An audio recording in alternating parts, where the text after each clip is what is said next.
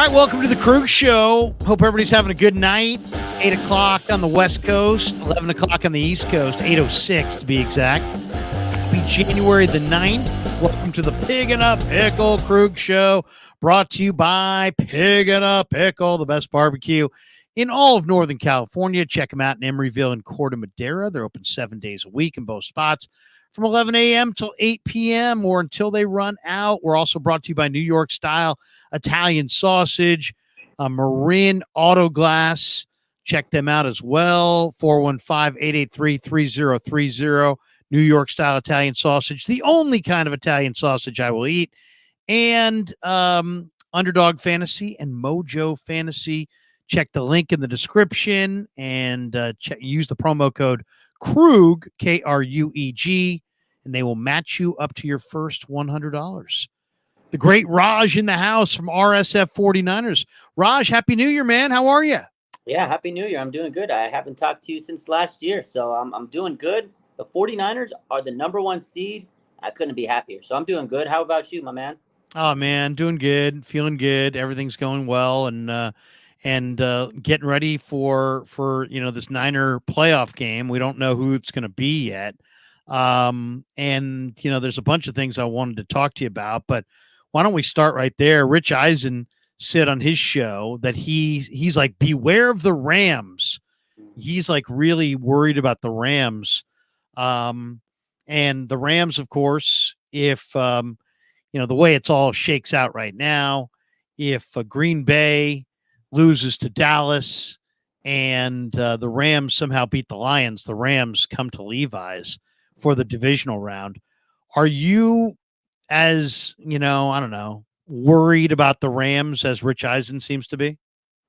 I don't think I'm as worried as Rich Eisen, but I will say that'll be a tough test. Last week was a whatever game. It doesn't matter. It doesn't. I know we're 1-1 if you really think about it with the Rams this year, but we're 1-0 against the Rams. Last week it doesn't really matter. But they have a good team. They're trending in the right direction. They're one of the hottest teams in the last half of the season. They won 5 out of their last 6. They took the Ravens to the brink. They played them well.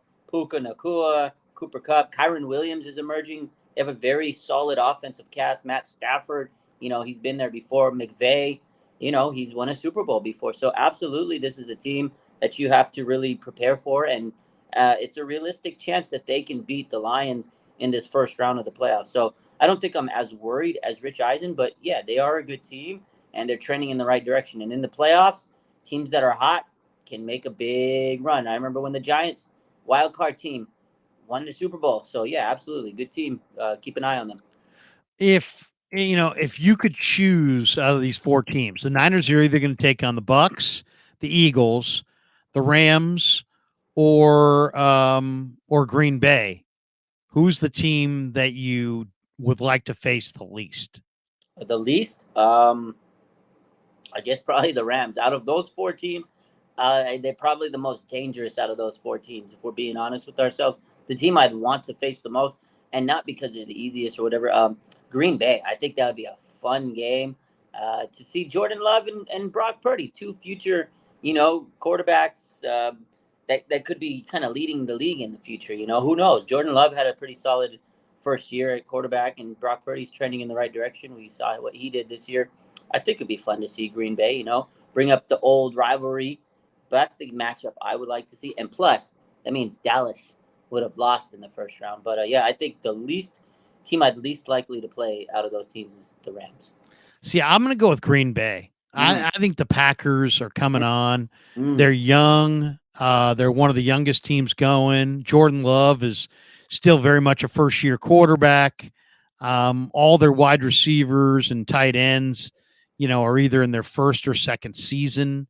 It just seems like Green Bay is that team that, I don't know if I'd want any part of Green Bay right now. I mean, just, you look at them and they've played 6 games in the regular season against teams that made the playoffs. They went 3-3 in those games.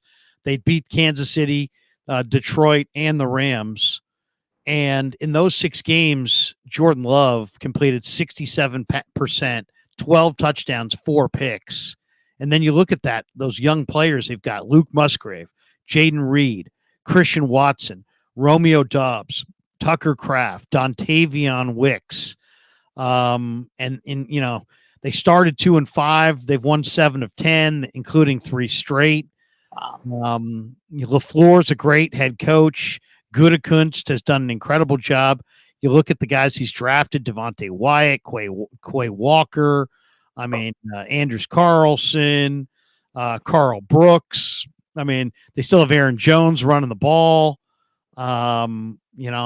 Defensively, I'm not sure exactly what they're going to do, but it seems like they're getting an awful lot of rush from a lot of young players, all former draft picks of theirs. To me, Green Bay scares me, and I think they're going to beat Dallas. I really Ooh, I like it. Dallas. They're going to beat Dallas. I hope so, man. That'd be fun. I mean, I think they're an upstart team. They're definitely a team that they're gonna play with no fear. They got nothing to lose, everything to gain. I would love to see a Green Bay upset over Dallas, but I just think Dallas is too good at home right now. They're not losing at home until I don't think they're gonna lose until they play the 49ers in the NFC Championship game. That's my prediction. But man, I would love to see Jordan Love take down Dak and the Cowboys. Holy smokes, Larry. You don't think it's going to happen? You like Dallas to win that game?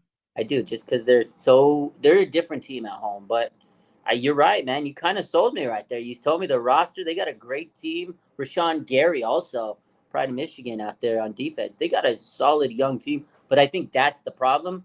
Is they're a young team, and at some point you hit that adversity, and you're going to have those growing pains. And I think Jordan Love, this is where the buck stops, and he's going to learn so much. For the Packers, they're just happy to be in the playoffs. This was a rebuild year for them, right? You get rid of Aaron Rodgers. Jordan Love showed a lot, right, of growth and development in this first year, and he's got a very bright future. And like you said, all those weapons, Dobbs and Watson and Musgrave, they're all going to get better together. And I think this year will really have helped kind of shape them. But I don't think they have enough to beat Dallas in AT&T Stadium. Oh man, what is Dallas won like 13 games in a row there? I don't see it, man. I don't know, man. Well, we're gonna find out. I think I hope I'm wrong, but man, I just think Green Bay has a lot more momentum than people think, and I think they're gonna go in there and beat Dallas. Plus, I think McCarthy. McCarthy could be out if he loses this game, and that's a lot of pressure. That's a lot of pressure there. Green Bay comes in loose, playing well. Love is like 18 touchdowns and 1 pick in his last handful of games. Playing good. He's playing at a crazy level. Yeah. They're getting healthier. They've got weapons. They've got a defensive line. You got Darnell Savage and Jair Alexander on the back end. I don't know, man. Green Bay, I think, is going to go to Dallas and get the win. Wow. We shall see.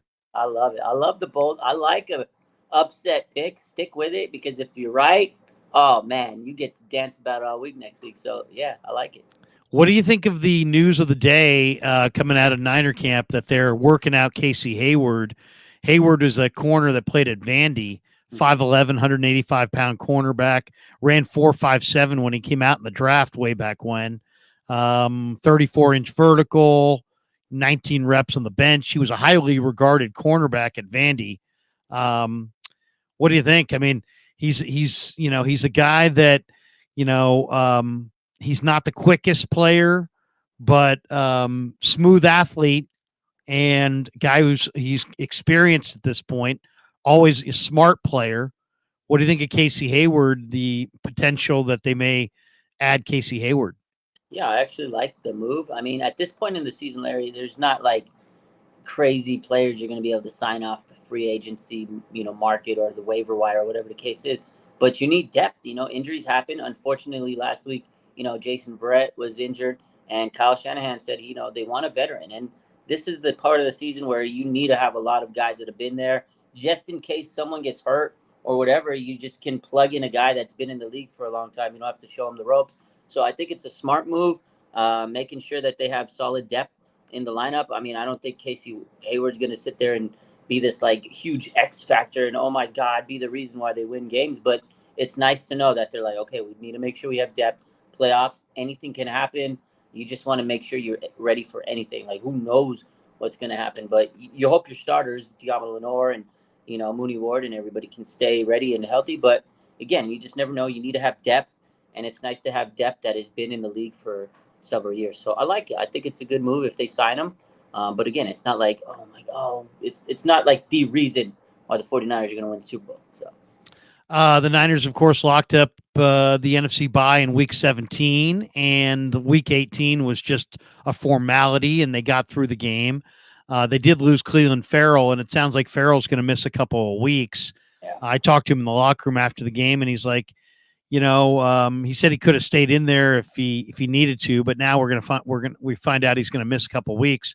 Who knows? I mean, what's your feeling on losing Cleveland Farrell? He's good against the run. He's a guy who plays a number of snaps on their front line. How big of a concern is that?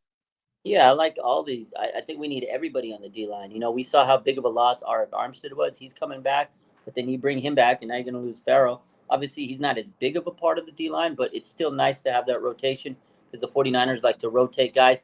But I honestly think it will be okay because of the fact of Robert Beal kind of showed some flashes, and that was why I really liked this last game where the 49ers benched a lot of their starters because it gave some guys some tune-ups, a guy like Robert Beal who to me is like a secret weapon, and I don't know how much burn he's going to get in the playoffs, but if he can't go, if Cleveland Farrell can't play in the divisional round, I expect him to be in the NFC Championship game. So if they have to push comes to shove, give some snaps to Robert Beal, I think we'll be okay. So yeah, Cleveland Farrell definitely has played well this season. He's been a strong part of the defensive line rotation, but I think he'll be okay come NFC Championship game. And you know what? It could have been worse. Like I'm happy that it wasn't an ACL or MCL. That was the big fear because he gets carted off the other day, and I was like, "Whoa, crap! Is this going to be serious?" But luckily, he avoided a serious injury, and it's something that he'll miss a couple weeks, but he'll live to play another snap. So it's not the end of the world as it could have been for him. We got this one super from Daryl Granville. He says, LK, thanks for the stream. How big could running back Junior be? Do you know what he's getting at there? How big could running back JR be? I'm not sure. Who's JR? Back Junior. Let's see. JR. Jordan Mason? I don't know. Maybe JP? Is he talking about not sure. Daryl Granville. Daryl, we're gonna need more. We're gonna need more from you on that one. But I mean, is he talking about CMC? Is he talking about Aaron Jones? We were talking about Green Bay before. I'm not sure. I'm not sure what he's getting at. Daryl, I'd love to answer your question, but I can't make it out. Oh, here we go. Here's another one. He says RB Jr. and Danny Gray change the speed profile of the 49ers if they can contribute. Yeah, Danny Gray definitely adds speed, but I don't know who RB. Am I missing something? Trying to think. I'm going to need. Is he talking about Mason? Maybe Mason. Maybe he's talking about Robert Beal Jr. Yeah, Robert Beal Jr. RB Jr. Robert Beal. Okay. This is not running back. Robert Beal Jr. Yeah. Well, I talked to Robert Beal Jr. in the locker room at the end of the game, and he had his first sack. And I'll tell you, he was wearing the Jordans.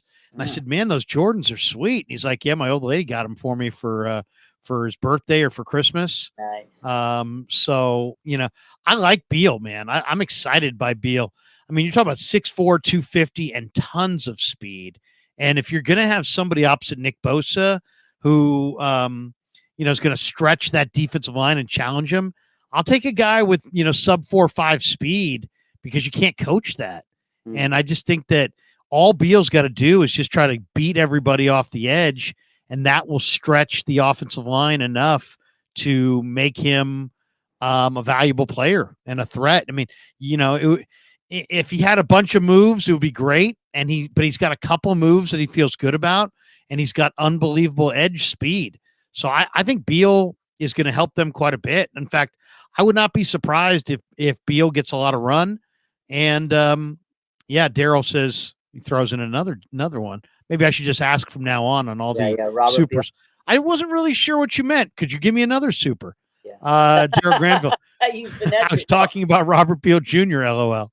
I love Robert Beal Jr. I'm really excited about him. There was one play, and I don't know, Raj, I know you were at training camp a lot this summer. Mm-hmm. And Low That Truth 81 says Beal's a rookie. Stop it.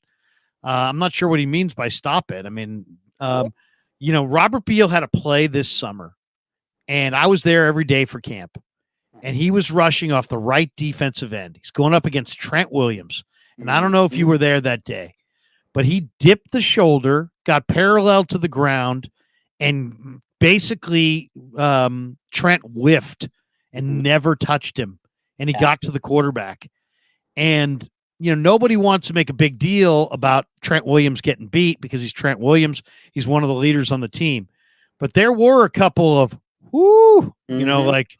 and I forget what day it was, and he didn't do it a lot. And of course, he was hurt a lot in camp. Yeah. When I saw that, though, I'm like, wow, that's the glimpse right there of what this kid can be. Yeah. And as I said, I'll take my chances with somebody with sub 4.5 speed coming off the edge. You just don't find guys who are 255 who run 4.48. God, it's crazy. He's got so much speed, and you're right.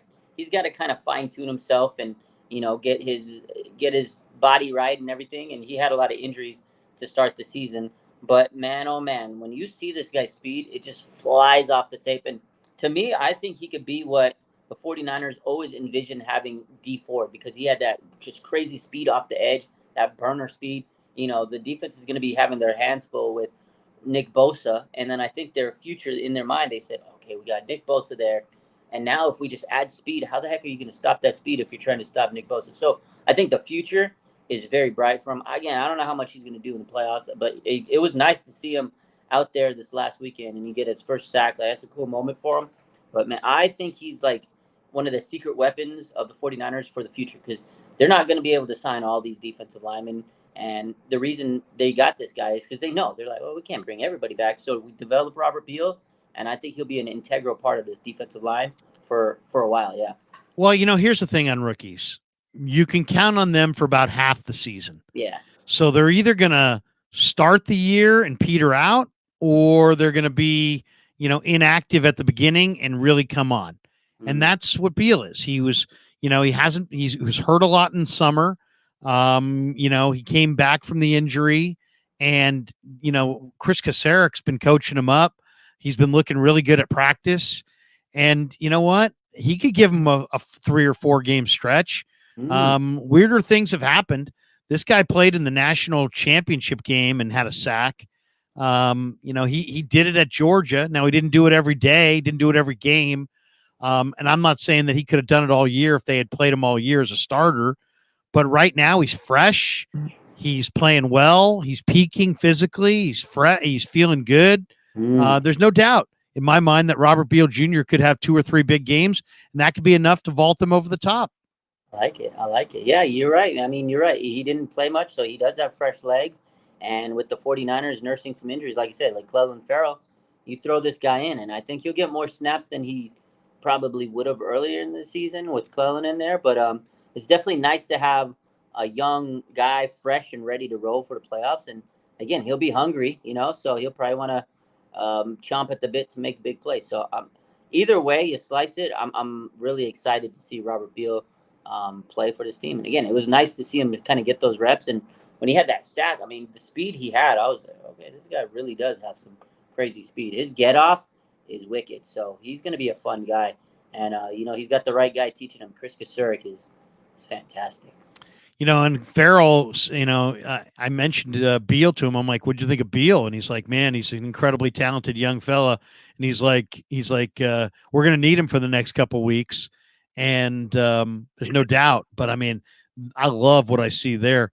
Niner Bang says, Larry, we're fun $2 to Daryl. There you go. Yeah. And Brandon Gonzalez says, where's Drake Jackson? Drake Jackson, it seems like probably year is done, huh? Yeah, that's what Kyle kind of made it sound like today. It's unfortunate for that guy, but yeah, he just 3 sacks in week 1 against the Steelers. Yeah, and then what else? Yeah, hasn't happened since then. Daryl says this, and Danny Gray stretching the defense could be huge. I don't know if Danny Gray is going to get called up here. I mean, Danny Gray would help them a lot. But, there's only so many guys that can be active. Now Jennings is back healthy. You got Ayuk. You've obviously got Debo, so you got 3 receivers there. Ronnie Bell's a little bit more trustworthy, so he's kind of in front of him. You got Ray McLeod, who's back now. So I just don't know if there's a spot for Danny Gray. What do you think? Yeah, and you know what else?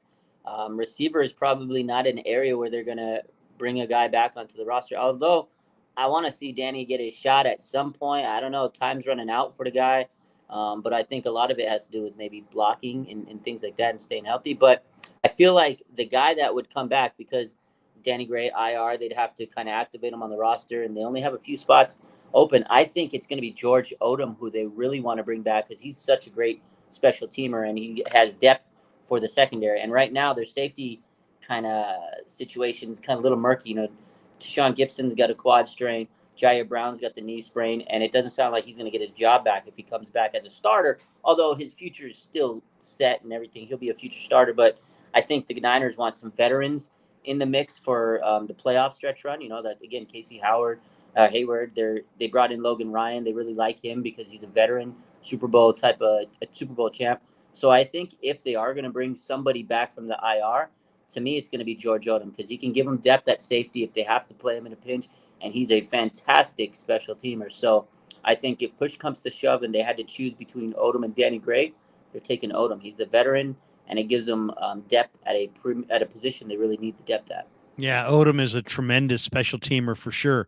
Um, Kyle's gotten a bunch of calls about Steve Wilks, including one from the Chargers. Teams want Wilks as their head coach. What do you think? I mean, and do the Niners get a 3rd-round draft choice for Wilks if he leaves, or is that not the case? Not this year. You have to be on the team for I think 2 years, and then you get the comp pick. So if they were to lose Steve Wilks this year, it sucks because they don't get the comp pick to So if you lose a coach, you get a pick to compensate.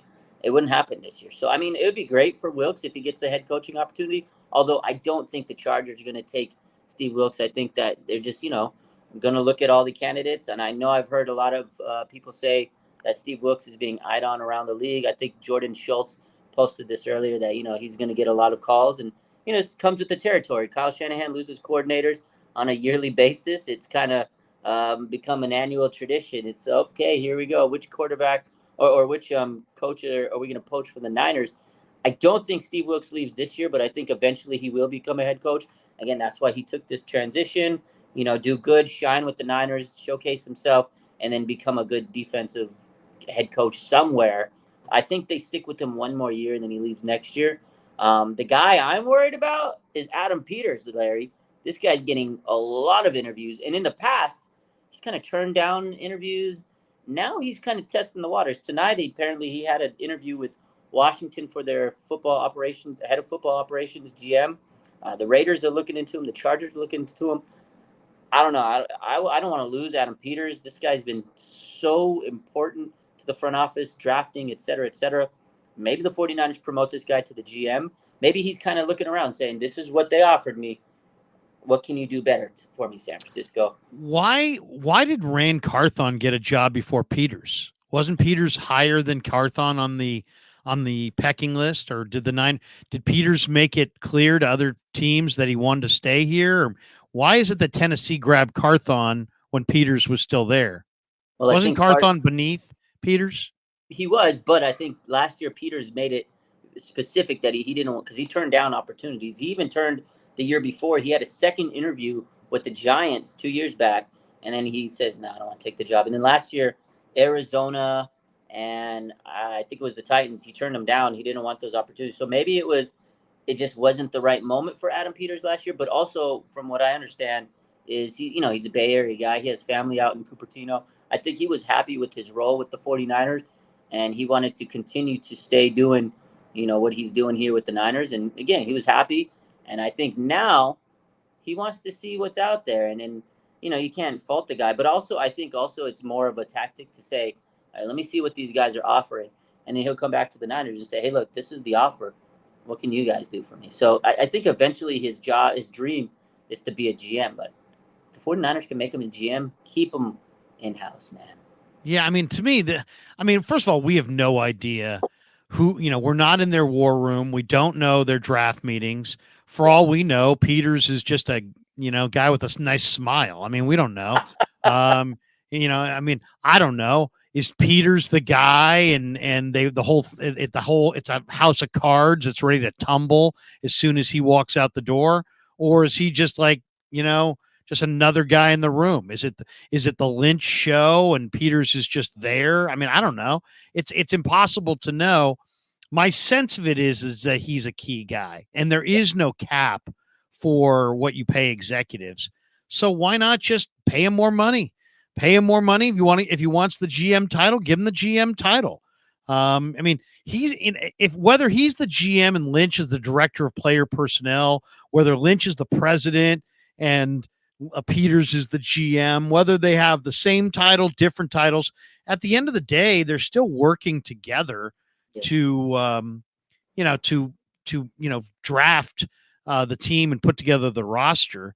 It seems to me like if the Niners wanted to keep him, they should be able to figure out a way to do it.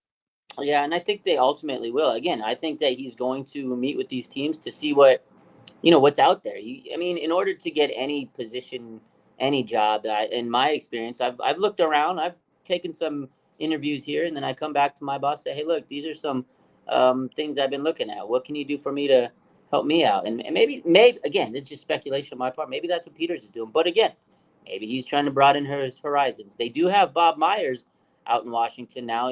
Big Bob Myers from the Warriors, and that guy's trying to put together a fantastic staff for Washington. And I mean, if you're going to take the best candidate out of all the people to become a GM, Adam Peters to me would probably be the best GM out of all the people that are looking into becoming GMs, man. I mean, he's a fantastic guy. But again, the 49ers with John Lynch, they did promote him to president of football operations a couple months ago. And I think with that, probably it was a move to allow Peters to raise up to GM, like you said, give him his money, give him his title, and everything's right in the 49er world. So I think that's the direction it'll go, but time will tell. I don't know. Yeah, I think Myers' first choice is Peters.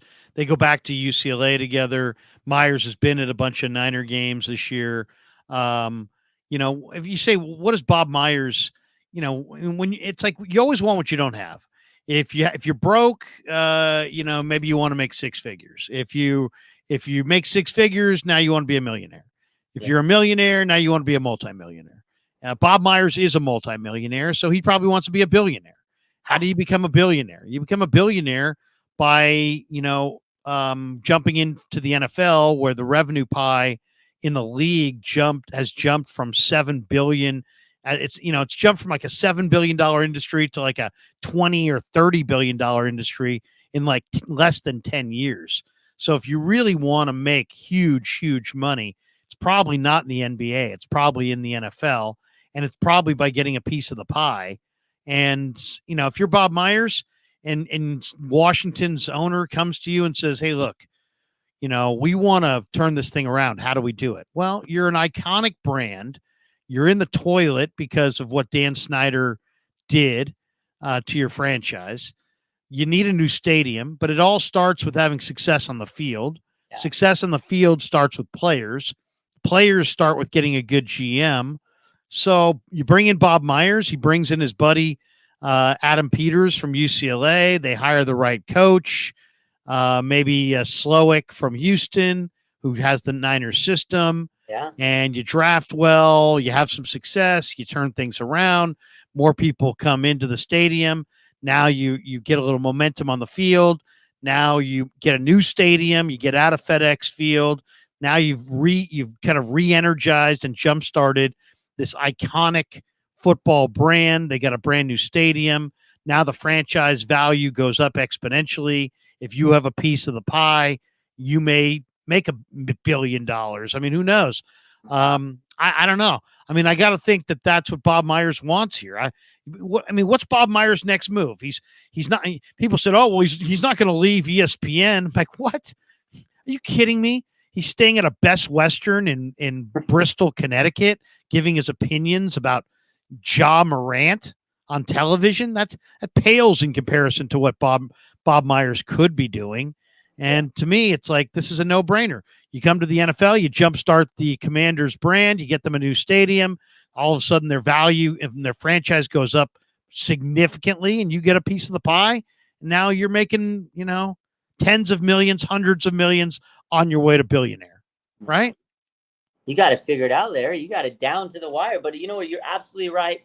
If you go into a franchise like the Washington Commanders, they're a starving football franchise. They want to be good again, and they've been having, they have talent. They have like certain players, certain pieces. If you restore glory to a team like that, yeah, you're going to get a lot of money. And you're absolutely right. Bob Myers has been a heck of an executive. He's done it at the NBA level. And you know what? When you have that much money and you have that much, things in your brain and you're that smart, you get bored. And you know what? Make the leap to NFL. And if he becomes successful in both leagues, the guy will become a legend in sports circles. So absolutely, I think in order for him to rebuild a team, you got to get the best of the best, and he knows that because when he was with the Warriors, that's what he did. He got the best of the best.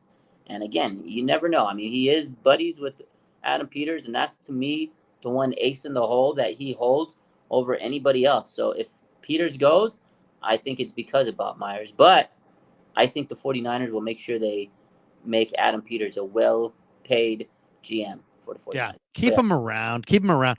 But it's interesting from Bob Myers' perspective, and I love Bob, great guy. But I mean, he was an agent. Someone said, well, maybe he could go run an agency. Okay, but I mean, does he really want to do that and, sit there and, deal with high school players and, college players and be at their whim? I don't know. It's kind of a seedy business altogether. Mm-hmm. And then if you look at his run with the Warriors, I mean, I love Bob Myers, great guy, but he got lucky, man. He inherited Steph Curry. Yeah, he drafted Draymond Green. He's got good people skills, but he's not Jerry West. I mean, he's not like Bob Myers suddenly knows talent better than everybody else. He doesn't.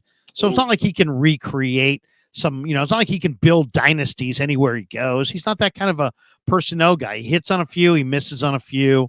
I don't even think he's all that passionate about it, to be completely honest. Well, but that's why you go and get Adam Peters because he knows ball. You get a guy that knows it, and he can get you the players you need. So again, I think Bob Myers is like Bob Myers to me is like franchise deodorant. You know what I mean? If you got the stink on your franchise and you need to wash it away, get Bob Myers and he'll be like the perfect deodorant. And then he'll give it a smiley, happy face. He'll improve the credibility, and then you can get real people in there who know what they're doing. But he's the mask. You got to have that mask, the Band-Aid first. And you know what? You hit it right on that. He's a people person. So in order to get the right people, you need a guy that can talk and wine and dine the right people. And then, thanks, Bob. You did your part. We got the people we need.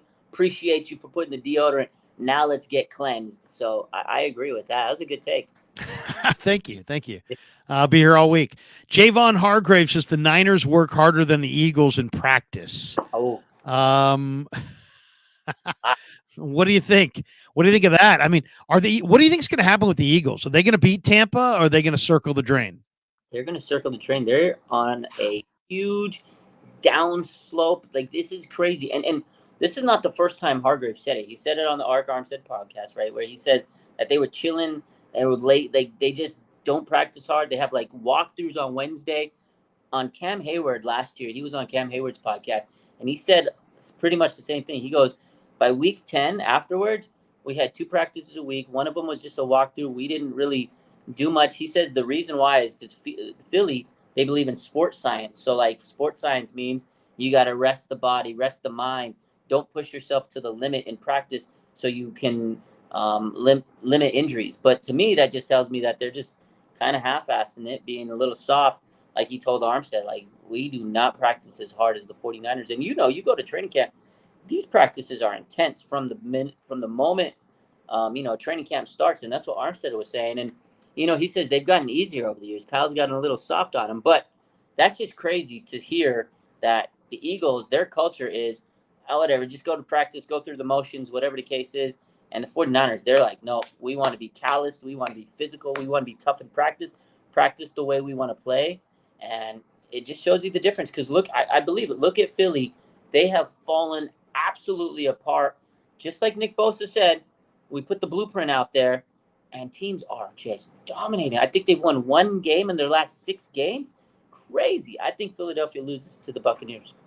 There were several interesting points made this week. One is that Fletcher Cox is older, and their pass rush last year had 70 sacks. This year it's got 43 sacks. And then they've lost. Everybody glossed over it like it was no big deal that they were losing both coordinators. But Jonathan Gannon went to Arizona, and Shane Steichen went to the Colts, and they replaced Gannon with Sean Desai, and then they ran Desai off the play calling spot for Matt Patricia. I just think they made a bad decision. They lost Chauncey Gardner Johnson. They don't make tackles consistently. They don't rush the passer. I think last year they had a decent back seven that was covered over by an overwhelming defensive line. Yeah. Now you make that defensive line just marginal, and suddenly their pass defense doesn't look that good. And then now they're not even stopping the run, and that's on the defensive side. Offensively, the Eagles use shifts and motions less than any team in the NFL, so they don't put a lot of pressure on you. If you're a defense pre-snap, you got a pretty good idea of what you're going to get. They're pretty simple. I don't know. What's your make of why the Eagles have backslid so severely? I think you hit a lot of those points on the head. Is the coordinators? They should have fought harder to keep the guys they had, but obviously it's a business. You can't let coaches not go somewhere. So I think that's part of it. Is definitely losing coordinators. I think that hurt them. Losing some key guys, like you said, Chauncey Gardner Johnson, Javon Hargrave. He was a big key part of that interior D line, and not only that, but I just think teams have figured him out. And honestly, to be honest, once the 49ers came in and whooped, Niners came in and broke them. They broke them. I think that really mentally took the edge off, because before, I think they had the mental edge and they were like, okay, nobody can run us in the NFC. We're just top of the NFC. We're the Kings. And they were talking a lot. And a team that talks a lot, when you're a bully and you get bullied, it mentally just tears you apart. And their coach, Sirianni, was talking, yelling. He was yelling after the game and screaming at the fans. I think all of that finally caught up to them. And mentally, they just lost their edge. Nobody's afraid of the Eagles anymore. I think before, teams were afraid of them. And you said something earlier that really stuck with me about Robert Beal, right? Like, in a rookie, they're either going to give you half a good season or half of a second half or whatever. They're not going to be able to play like a huge amount of games. They're going to get tired at some point. They got Jalen Carter, a great rookie, but they expect him to really pick up the slack of some of the guys they lost on that D-line. He's great, but I think he kind of fumed out at some point. Hassan Reddick has not really been what he was last year. So I think a lot of it, like you said, the defensive line is just not getting the pressure they were last year. And their secondary is so bad. Deebo Samuel got a lot of credit for saying that their secondary was trash last year. But this year, whatever he said was absolutely right, because their secondary has been so bad. They can't tackle. Their linebackers, I don't even know who their linebackers are. Their defense is a shadow of what it was last year. No, I know. So you look at all three levels. I mean, Fletcher Cox is a year older. Jordan Davis is out of shape. Their linebackers are just kind of and losing Chauncey Gardner Johnson. I just think the Eagles defensively last year, their D line kind of covered a lot of their ills. Brandon Gonzalez says, "Who's your guys' choice winning the AFC?" That's interesting. I mean, let's talk about the AFC playoffs this weekend. Of course, Baltimore's got the bye; they're the 1 seed. It's going to be the 2 seed Buffalo at home against Pittsburgh. It's the 3 seed Kansas City at home against Miami, and it's the 4 seed Houston at home against the Browns. I love Buffalo to beat Pittsburgh. I don't think there's any question about that. Pittsburgh's got, no TJ Watt, and Pittsburgh just hasn't defensively. They haven't been much in the playoffs. Most, really going back since 2016 when they shut down Alex Smith in Kansas City. Their defense has gotten roasted in the playoffs almost every year. Buffalo's rolling now. They've got momentum. Josh Allen's playing well. I like Buffalo there. I love Kansas City. In 0 degrees. Did you see the Dolphins today signed Bruce Irvin and Justin Houston? I mean, they're signing defensive ends because Jalen Phillips done for the year. Bradley Chubb, who's having an incredible year, done for the year. Andrew Van Ginkel is their third guy. He's out. Jerome Baker's out. The Dolphins, I think, are going to get crushed in Arrowhead. We'll see, because Kansas City doesn't look that good either offensively. But then I like the Browns against Houston, even though Houston's got the magic carpet ride. Browns, rookie quarterback going up against the number one defense in the league. I'll take Flacco and the number one defense in the league in Houston on Saturday. So I'm going Browns, Chiefs, Bills this weekend. And probably they all, bow to the Ravens, and the Ravens probably get out of the conference. But I'll say this: Buffalo could get there. I give Kansas City and Cleveland an outside shot, but to me, it's Ravens or Bills. I'd probably lean to Ravens right now because of Lamar and the way Kyle Hamilton's playing. But if you told me that the Ravens lose to Cleveland in the divisional round and Buffalo skates through, wouldn't be shocked at all. And I'd be a little worried about that, because Buffalo is 6-6. But if they win 3 games here in the playoffs, in the AFC playoffs, they could show up in Vegas with a ton of momentum. Yeah, absolutely. They're playing super hot right now. That's again what I mentioned earlier. When teams are playing hot right now in the NFC in the playoffs, that's when they're at their best. Everybody's 0-0, but you want to ride that momentum, ride that wave in the playoffs. I like the Bills to win this weekend. I pretty much have the same picks as you this weekend, but I'll go over them. I got the Bills. I mean, Steelers without TJ Watt, I don't think there's a hope for them. I think this is going to be the biggest blowout of the weekend. Mason Rudolph is not winning. No, he's not. Mason Rudolph is not beating Josh Allen. Although Josh Allen, that's why I don't trust him to make it to the Super Bowl, just because I just can't see him winning one of these big games against Kansas City or Baltimore, because he just always, I can't trust the man. If he wins it and goes to the Super Bowl, then dang, that's awesome. But I just can't see Josh Allen having a performance where he takes a team to the promised land, because he just ends up making big mistakes. But I think he's going to do good enough to beat Pittsburgh's not winning this game. Second game, Kansas City's going to smoke Miami. Miami fell apart. We talk about how good the Buffalo Bills turned around their season. Miami did the absolute opposite. I mean, they fell apart at the seams.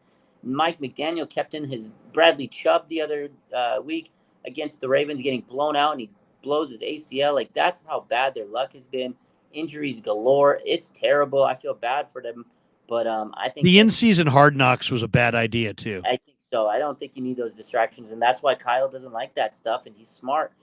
You can't have all that stuff going around and be focused on a playoff run. You just can't.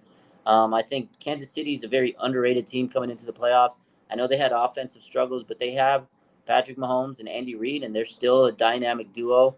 I think they are going to go out there and beat Miami. Miami can't play in the cold weather.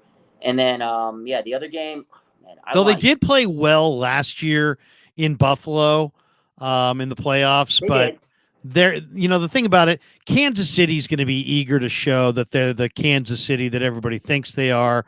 Yeah. I don't think Kansas City's going to the bowl, but I think they blow the doors off of the Dolphins. Oh, absolutely. I think they're going to smoke them out and show people like, yo, we're still here. Just remember, we got Patrick Mahomes and Andy Reid. And then the other game, I think this is going to be the absolute game of the weekend. The first playoff game of the week. It's going to be, man, D'Amico Ryan, CJ Stroud. Like, if they don't win this game, they cannot be, they have to have their heads held high. This was a fantastic season for D'Amico Ryan. I'm proud of that guy. They won the AFC South in his first season as a head coach, first season as CJ Stroud in the NFL. What a rookie season. Absolutely amazing run for him. But I think that Joe Flacco's story is not done yet. They have a fantastic defense. Ask the 49ers about it. That's a different defense. I think rookie CJ Stroud runs up into Myles Garrett in this defense, and the buck ends, but I think he'll learn so much. This is one of those games where I think CJ Stroud will really look back and say, I learned a lot, and then his future is going to be amazing. And they don't have Tank Dell. They got Nico Collins, who's amazing, but I just don't think they'll have enough to be able to take down Cleveland. Cleveland's hot right now, although I would love to see the upset, Larry, but I got Houston losing to Cleveland, Baltimore. I have Kansas City beating the Bills just because I can't trust Josh Allen. I have Kansas City, Baltimore in the AFC Championship, and I have Lamar silencing everybody that thinks he can't win playoff games going to the Super Bowl against the Niners. It's funny. The Texans, that Tank Dell injury, it's hard to believe that we're talking about, a rookie wide receiver who broke his leg in the Texans Week 13 game against Denver. He hasn't played since, as being such a pivotal piece. But man, their passing game does appear to miss him in a huge way. In weeks 13 through 18, Houston had 15 or more receptions of 20 plus yards. And then weeks, and then, if you look at what they've done since, or consider that from weeks 1 through 12, they had 54 20 plus yard plays. And so they miss his big play ability. Yeah. And Houston lost to Cleveland in week 16 at NRG Stadium. I just think, Cleveland's going to be too much. Flacco is turning it over, but he's played in the playoffs before. Correct. And Cleveland right now, I mean, you got Denzel Ward, you got Martin Emerson on the corner, you got Myles Garrett, you got Jeremiah Owusu-Koramoah.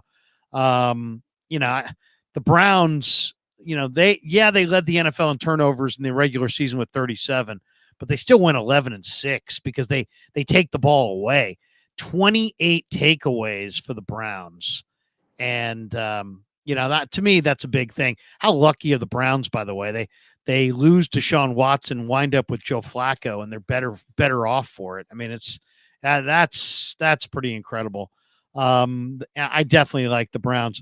Eric Armstead came back to practice today. You saw the Niners numbers with and without Eric Armstead against the run. I mean, they have to have Eric Armstead, don't they?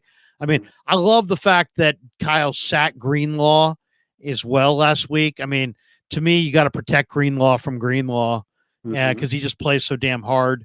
But if you got a rested Greenlaw and a healthy Armstead, I don't think anybody in the NFC can stand in front of the Niners. I just don't buy it. I think that was the most fantastic news of the day. It was. When they announced that in the press box, I'm sitting there. It was the only time all day that I got excited. Attention media, George Kittle and Dre Greenlaw will not be playing today due to injury. I'm like, yes. Yeah. Yes. And it's injury. They just had to come up with back spasms for tinnitus. I was like, chill with this stuff, but tendonitis, Achilles tendonitis for. I was like, come on, Dre. You just throwing stuff out now just to kind of get these guys out of the game. But yeah, he said it was precautionary. But Armstead being back is so big because they cannot stop the run without him. He's so important. All he needs to do is muster up 3 games for this Lombardi. And Dante Whitner the other day, he says that he feels that, Arik Armstead is the key to their run to the Lombardi. And I couldn't agree more. Like, this man has been missed in that middle. You put him in there with Javon Hargrave, nobody can stop that interior. They're going to collapse inside. Bosa's coming off the edge. I don't care who's on the other side. Chase Young with him, Randy Gregory.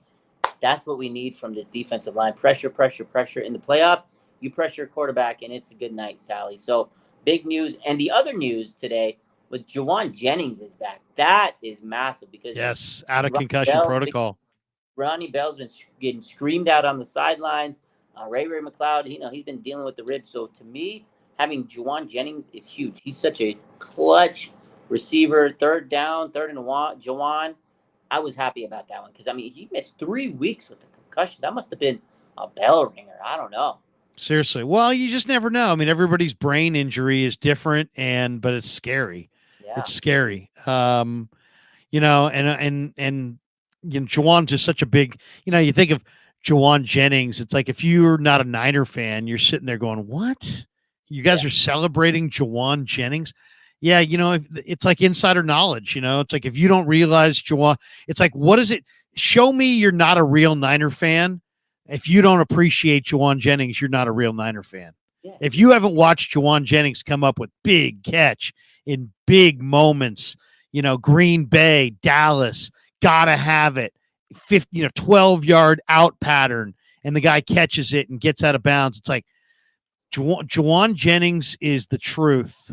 And anybody who doesn't realize that guy is so much better than his status, than his paycheck, than his depth chart position. That guy is so good. It's unbelievable. He's tough. He blocks. in a lot of ways, Juwan Jennings is the heart and soul of the offense. He's definitely one of them. And he's just one of those glue guys, those integral components that you need. He blocks. He's so gritty. He's that X factor. He's like the Dennis Rodman of this team, man. You take him away, like he doesn't score a lot of points. He doesn't get big time play, but he does the little things that you need for a team to win, man. And you can see how much he was missed over the last couple of weeks. Just blocking wasn't the same. You just couldn't. You can't replicate what Juwan Jennings brings to his team. The passion, the energy he has on the sidelines, that's something you can't replicate. And you're right. Like I have a buddy who does a big fantasy football podcast and everything. Smitty, I don't know if you ever seen him, but this guy's like big time. And every time we talk about Niners, I always say like, "Oh, Juwan Jennings." He's like, "Juwan Jennings has like 10 cat." Like he brings up his fantasy stats. I'm like, it doesn't matter stats.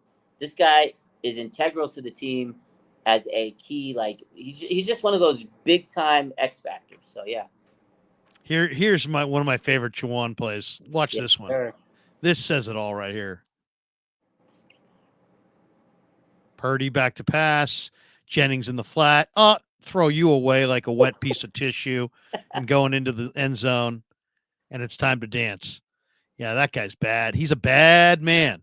Bad man. He seriously, and he's a hell of an athlete too. It's like people don't realize it. There's a basketball hoop in the locker room. Mm-hmm. And this guy, Juwan Jennings, can just sit there and just shoot threes all day and just drop it in. It's amazing. The guy is crazy. He played quarterback too back in Tennessee. He played in high school. I think he played quarterback. And then he went to Tennessee, University of Tennessee, almost played quarterback, and then they transitioned to a wide receiver. But so he is a great athlete. Phenomenal. Jay Mills says, I bet Larry can dunk. Oh, if Larry even tried to dunk, first of all, you should see how high this hoop is. This hoop is not your typical hoop. This hoop's probably 5 feet higher than your typical hoop, so nobody's dunking on this. Michael Jordan in his prime couldn't dunk on the hoop they have in the locker room. It's just way the heck up there. I dunked a tennis ball once, like my sophomore year in high school. That's about as close as I ever came to dunking. But I'm only 6'1.5", 6'2" on my license, of course. 6'2", wow. 6'2" on the license. Okay. So there you go. But I haven't had. If I even tried to jump now, I'd probably rip both calves, calf muscles. I'd have calf tears. I'd have all kind of hammy tears. I mean, it wouldn't be good. It would not be good. If you did a dunk now, you'd be calling me, but it wouldn't be for the show. You'd be like, "I need some physical therapy, Raj. Help me out." Yeah. Seriously. I'd be like, Raj, bail me out somehow. All right, let's talk about the final topic before we get out of here, and that is. Brock Purdy went on the Stinkin' Truth podcast with Mark Schlereth. Or I shouldn't say he went on. Mark Schlereth on the Stinkin' Truth podcast shared a story about Brock Purdy, about a conversation they had. Fill us in on this one, Raj, because I wanted to share the screen and play this off of your Twitter, but for some reason, it's just not allowing me to do it. It just keeps spinning and spinning and spinning, meaning that it's trying to kind of regenerate. I'm not sure if I got to reboot the computer or what, but go ahead. Give us the breakdown on Purdy's conversation with Schlereth, and you retweeted it and put it out there. It's got 303 retweets. It's got 2.1 thousand likes on your channel. It's been viewed by 150,000 people plus. It's had 30 comments on there. Obviously, it generated a lot of interest. I think it's one of the best talking points, which is why I saved it for last. I'm burying the lead. Tell us about Schlereth and what he said. If I follow RSF 49ers on Twitter, what will I find?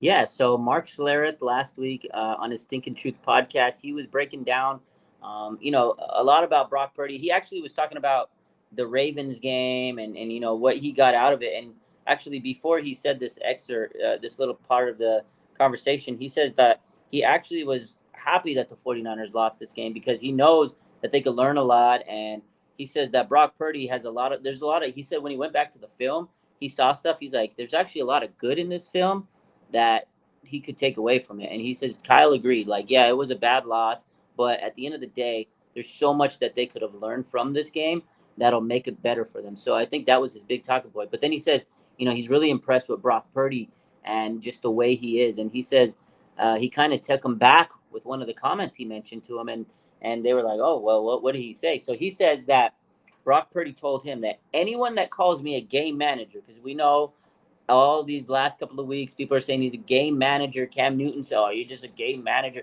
So he says, anyone that calls me a game manager is either not watching the film or doesn't know what they're looking at. Like, that is a spicy quote I from love Brock. it. And Brock is usually humble, but I guess he opened up to Mark Schlereth and he told him. And then Schlereth went on to examine like what he saw in the film and how he anticipates and just how special this young man is. And he goes, I really love that he said that. And then he says that Brock didn't say that he's like the best. He's not the best quarterback. He doesn't have the best arm in the world, but he says that he's better than a lot of these people are giving him credit in terms of making the downfield throws. And that was the spiciest quote I've ever heard from Brock, because you wouldn't expect that from Brock Purdy, man. That was a bar of a quote. I loved it. That sounds like something I would say about people who say that about Yeah. Brock Purdy. I mean, that sounds more like a Larry Kreuger than a Brock Purdy. Yeah. I mean, seriously, I would, of course, that's the kind of thing I would say to people. Hey, man, if you're calling this guy a game manager, you're either not watching the film or you don't know what the hell you're looking at. That's the kind of thing that I feel like I have said, would say, and will say. Yes. It surprises me that Brock did say it, but I love that he said it because it's the freaking truth. Yeah. And then the other thing, though, that has to be included here is that, and Brock has said this a couple of times, and I love it every time he says it. And he says it, and he doesn't put a lot of emphasis on it. He kind of trails off. So it's like people don't gravitate towards it. But if you go back over the lineage of quotes that he's had this year about people that have doubted him, people that don't believe in him. When I asked him, I said, hey, you know what? The Eagles fans and the media that I've talked to say that you're the weak freaking link. You know what I mean? He said it again there. And the quote was, you know what? I guess we'll just have to see when this is all over. Yeah. And it's like, that sounds like a guy whose plan is to be standing in the winner's circle in Vegas on Super Bowl Sunday. Does it not? I don't. And he said that also. I think Schlereth added that too. Like, we'll see when it's all over. Like, when it's all done, we'll see. And I love that Brock keeps saying that, because it's basically like, you know what, MFers, I'm winning this freaking Super Bowl, and you guys can all bite me at that point. And I love it. The Lombardi, he can say, okay, so it's all said and done. Where I can just, he's trying to. He's going to take a victory lap at that point. He's going to be like game manager this, MFers. I want him to have like I want him to say that badly. Would be crazy. How sweet would that be? That would you want to talk about your perfect end to the Disney special, which is Mr. Irrelevant. He stands on the Super Bowl stage in Las Vegas and says, game manager this, MFers, as he's holding the Lombardi. In some ways, I live to see that moment, man. I want to see that moment. I want that. It would be the end of the Disney special. They would have to bleep out the final line of the Disney special. I love it. I'm going to get over 1 million views on that video, Larry. Oh my God. I mean, seriously, I'll break through the crowd and give the guy a high five right there, right then and there. That will be awesome. I mean, that would just be incredible. That would be the there's the ice cream sundae, but that's the cherry on top right there. Mm-hmm. Absolutely. Brock Purdy, game manager this, Jack. God, man, that would be the Lombardi. Yeah. Oh man, that's gonna be a moment. That'd be the moment. Oh my God. Wouldn't that be something? Wouldn't that be something?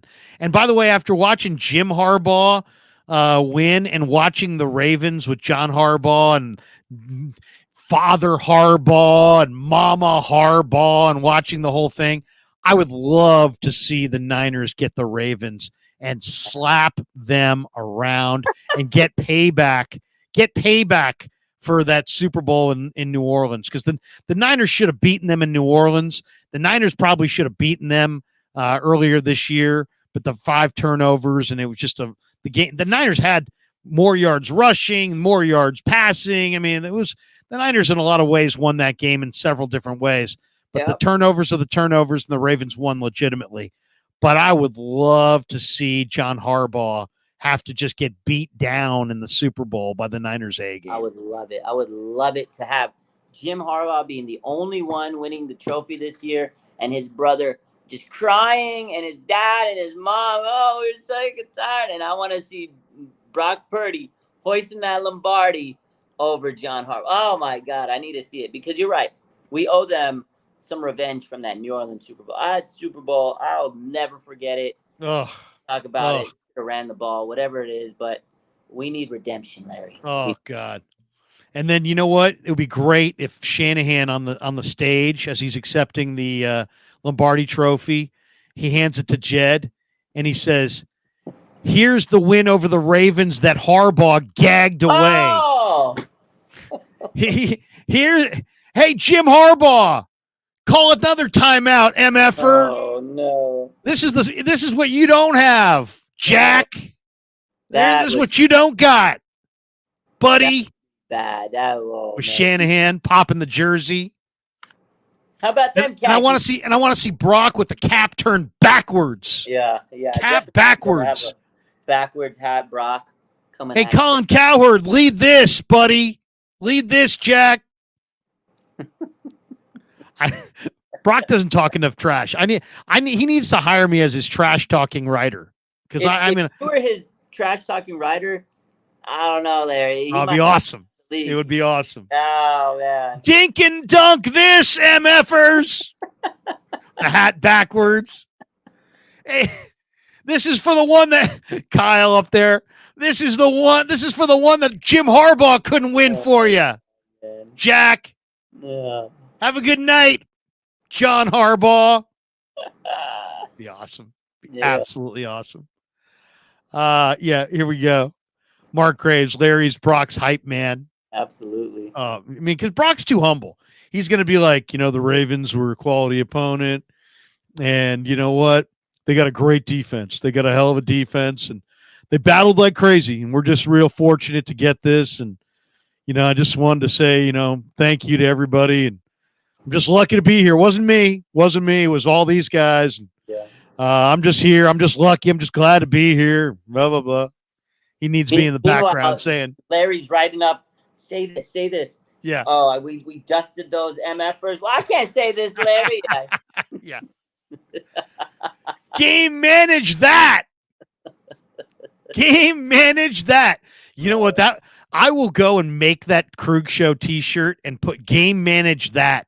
Do it. If the Niners go to the Super Bowl, I'm gonna print up those T-shirts ahead of time. Let's sell them. Game manage that. The Brock Purdy story. Brock holding up the Lombardi. That I love it. I'd love it.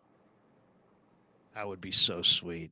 Man. Blood Moon says, Raj, throw the D Generation X to the haters.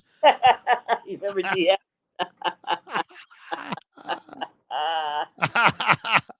You know what I'd really love?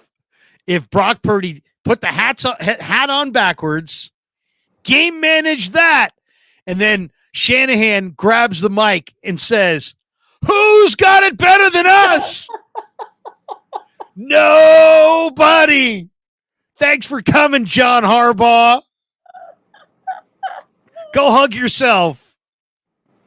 That would be awesome. We need some. Who's got it better than us would be on the Super Bowl stage with the gold and red confetti coming down, and Shanahan. Maybe Shanahan goes hat backwards. No, you know who needs as a respect for Brock.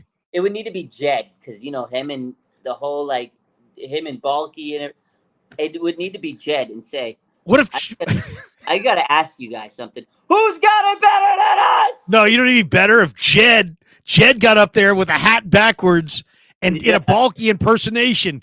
Hey, let me tell you, who's got it better than us? Who's got it better than us, Jimmy Harbaugh? That would be sweet. That would be sweet. Oh my God. I got to do a whole stream on the trash talk on the podium.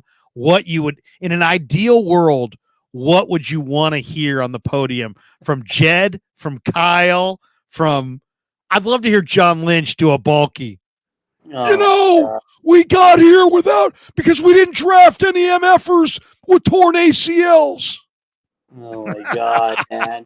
Just dust everybody just that crush. Turn it into a GD roast. Oh my God. They'd be the most dishonorable Super Bowl champion of all time. And I would love it. Oh my God. We got to hire Al Madrigal to start doing impersonations at the post-game party. Oh my God. Are you familiar with Al Madrigal? Yeah. Oh my God. High school buddy of mine. Oh, he would be awesome. Matthew Rowley is a Michigan fan. Thanks for picking Washington, by the way. If the 49ers can win the Super Bowl, that was me. I wanted Washington. It would have been a great story. You know what? I think Washington would have probably got it done if Dylan Johnson had been healthy, to be completely honest. I don't know, man. I think it was Michigan's year. I was rooting for Michigan. I went to the Rose Bowl on Michigan almost gagged that away. That was amazing. They weren't running the ball at the end, but they JJ came up and clutched up when they needed to. Defense played great, man. But I just Michigan was good. They were good. I just think Michael Penix just got too many shots. His ribs must have been hurting, man. But it ended up being a good game. But I was happy Michigan won, man. I was happy for Harbs. Matthew Rowley is a Michigan fan. Thanks for picking Washington, by the way. You're welcome. If the 49ers can win the Super Bowl, it will be the greatest sports year of my life. Go Blue. This is pretty good, too. LAL. Larry, who's Jack, and why are you so mad at him? Jack Harbaugh? Yes. Just a good way. When you really want to emphasize something, you say Jack. Jack. You don't know crap, Jack. Dusty Gold says Larry loves it. He did draft Purdy. Thank you. Yeah. I do take credit for that. We got this one. Fozzie, Larry got me imagining a Super Bowl ring. Take a shot, boys. Raj, how old? Well, first of all, how old are you, Raj? I'm going to be 40 in April, so I'm 39 right now. So you were alive. Oh, yeah. When the Niners won. 5th grade. Do you remember? I remember it like it was yesterday. I had my Steve Young jersey. I didn't take that damn jersey off for like a month straight. My mom tried to pry that thing off of me, and I was running around Niners all the time. I remember I wore a Steve Young jersey literally for like a month straight, and my mom was so mad. She's like, "You need to take that jersey off. It's gonna smell." I was like, "I'm not taking the championship off of me, Mom." And eventually it came off, but I was so hyped up. 5th grade.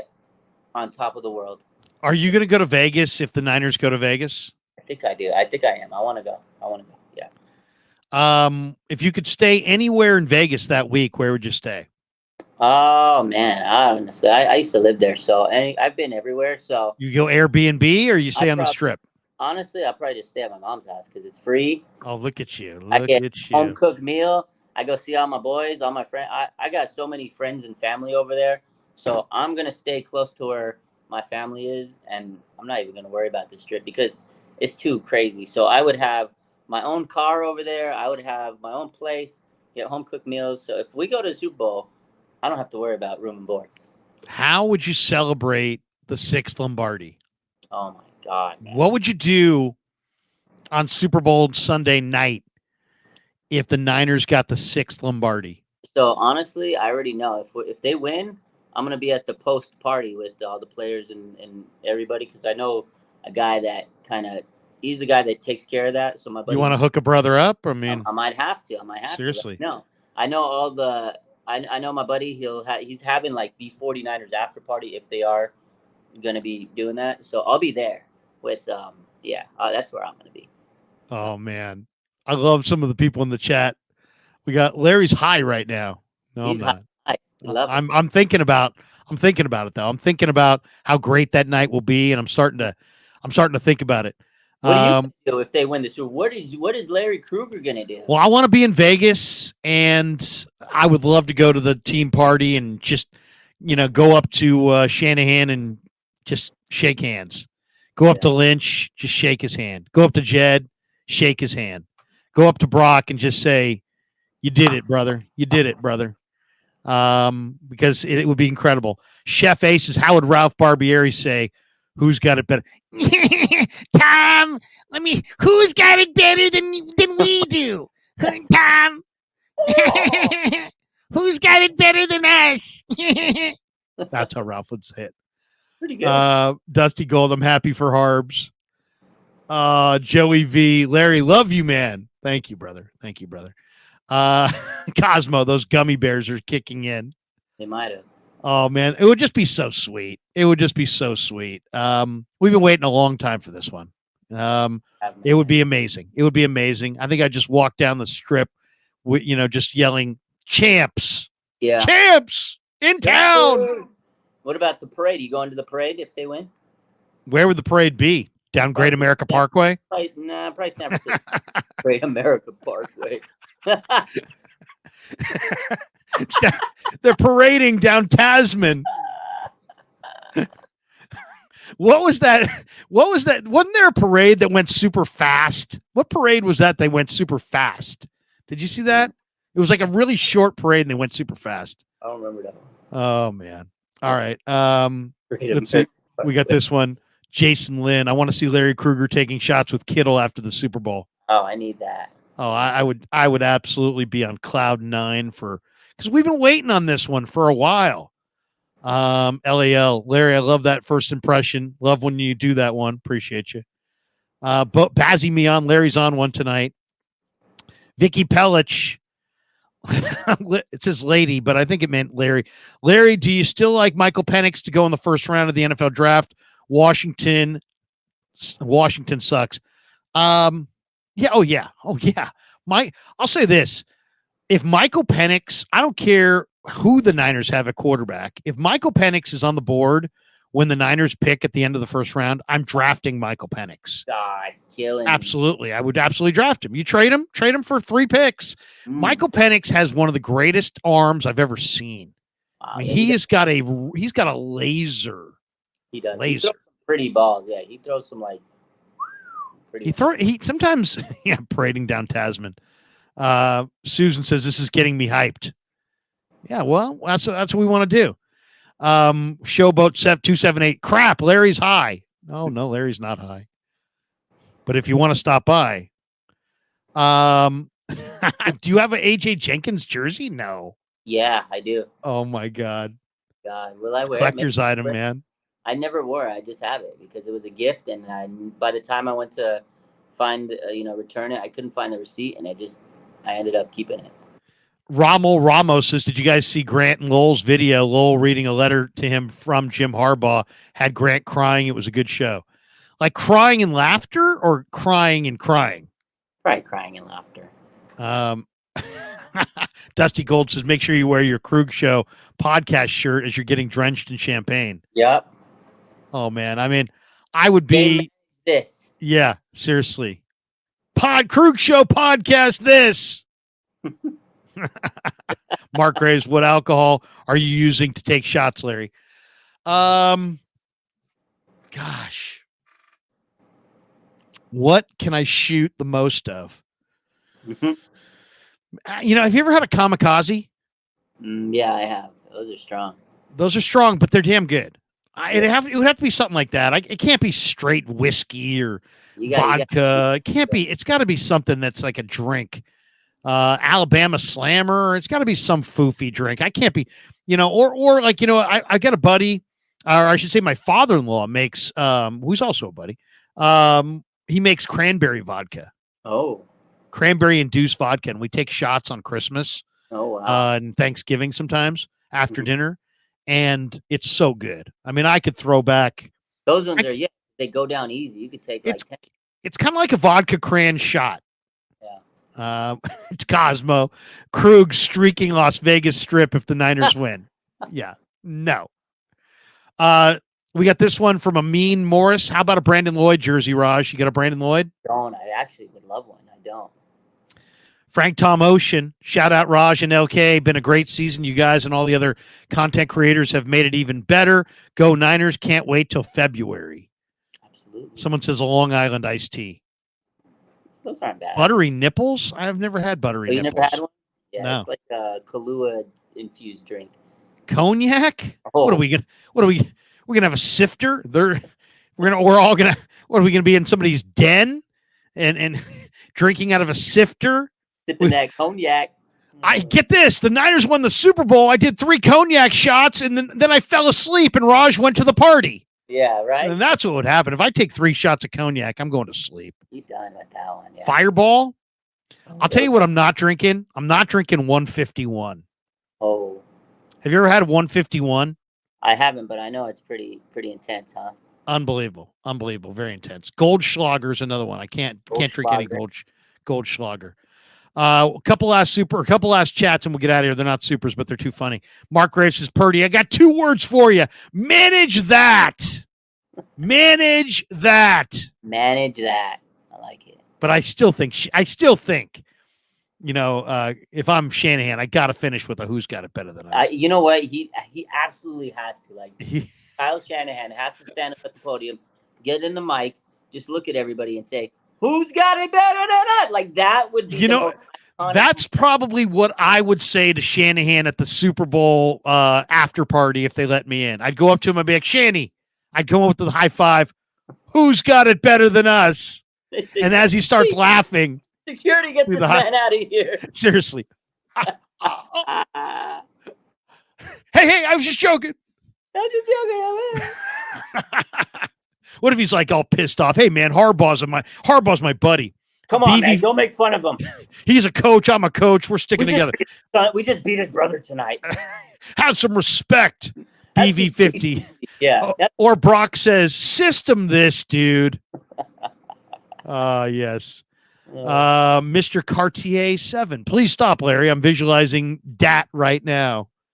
Oh, good stuff. Good stuff. That was good stuff tonight. Seriously, good stuff, man. How about this one? Dusty Gold. Iron sharpens iron. Or go up to Kyle and go, you know what, Kyle? You're tougher than a $2 steak. Oh, my God. Isn't that another hardball line? Yeah. Oh, man. MF says, I remember Larry's story from New Orleans of some guy and his dad getting hammered and the kid getting arrested. Oh. I was at Pat O'Brien's and a fight breaks out and I break up the fight, me and Chris Townsend, Chris Townsend. Yeah. And it's an older guy. It's like a 45-year-old guy against like a 60-year-old guy, oh. Right? And the cops come. They separate the dudes. Cop goes over to the old guy, and all of a sudden the 45-year-old guy, and these guys are throwing blows on each other, full on, shots to the face. It was a real fight. Cops come, break it up. Young guy's kind of bleeding by the lip. Oh my God. And I hear the young guy. This is the classic. The young guy goes, "Why'd you have to do that, Dad?" It was his freaking dad. All right. So the cop, it's New Orleans. The cop turns to the old guy and goes, "What should we do with him?" Because the young guy's in handcuffs. Uh-huh. And I figured he was going to say, let him go. He's a stupid kid. That's what I would say if I was fighting my kid. Yeah. He goes, "Arrest his ass." Oh, no. And the entire bar goes, "Woo!" Oh, my Starts cheering. It's a great moment, man. Classic New Orleans moment. Clarsard says, how epic would it be if Harbs came to the Super Bowl parade if we take it all the way? Yeah, right. Yeah, right. Crashing the Super Bowl. Well, what if Harbs is there because he's the coach of the Raiders? Ooh. What if Harbs is in the house? And with Harbs on the stage, he forces his way on the stage, and Jed drops a "Who's got it better than us?" Yeah, what if he drops a "Who's better than us?" and then Jim's about to say something, and Kyle steals the mic. "Only me," or something like that. "Not you." Or Grant gets the question at the podium and says, "Did you ever think about going to Sam Darnold in the second half of this game?" That would be good. Grant going, "Hey, Kyle, who's got it better than us?" And I want to hear that on Super Bowl night. Kyle, were you ever thinking about benching Brock? Mark Graves, I could see Grant asking Shanny after the Super Bowl, why didn't Mason get any carries? That was the best question. And he was like, he's averaging 6.3 yards a carry. How come he's not getting the ball? He's like, because he's the third fucking running back, dude. Oh, man, I'm having so much fun. I don't want to say goodnight. So. All right. Raj has got to go. I got to go. Thanks to our sponsors, New York Style Italian Sausage. The only kind of Italian sausage I eat is New York Style Italian Sausage. Check out Pig in a Pickle. The only barbecue in Northern California that's worth a damn is Pig in a Pickle. Kyle to Harbs. What's your deal? That would be awesome, too. Raphael says, great show, gentlemen. Thanks to Marin Autoglass, 415-883-3030, marinautoglass.com. Like and subscribe, everybody.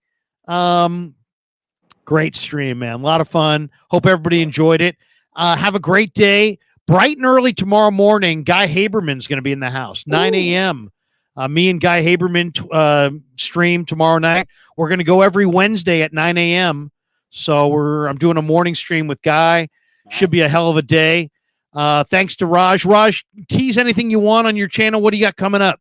We're just same old, same old. This week I'm going to take it a little easy because I got it's no playoff game this week and been working a lot. So I'm going to kind of keep it easy. I'll still be posting everything, but I'm not going to probably do the live shows I usually do just because the people that I usually collab with, they're taking it easy. So I'll be cooking back up next week, though. Raj, where'd you get that hat? Can we see that hat? What you got? The big Niners. What does it say on the side? You got pins on there? What do you got? Pins. We got the logo. Do I see autographs on that? Yeah, we got a lot of autographs. We got who signed that hat? Oh man, I got who signed it? Talanoa Hufunga, Aziz Al-Shahir, Brock Purdy, Spencer Burford, and who else signed it? There's a whole bunch of signatures on this. I got it signed last year a couple of times at training camp. I got the pins on here. I got the hat, I think, at I don't even remember, somewhere in the mall. The only Niner hat that I have is I have the old school white hat where it says Niners in script and has the red bill from the mid 90s. And I'm not on the top of the bill, but underneath the bill, I got it signed by BY, Bryant Young. Yeah. I got all these last year. So I got Brock's last year because he was undrafted. He would come out and nobody knew who the Brock was. So he signed. I was like, I'll take the signature. And now I'm like, oh, Brock Purdy signed my freaking hat, man. So it's like, yeah, okay. There you go. You're living right. Showboat 278, final chat of the night. Let's effing go Niners. Peace. Yeah, never met a man I've been scared of. Careful, you gon' get exactly what you asked for.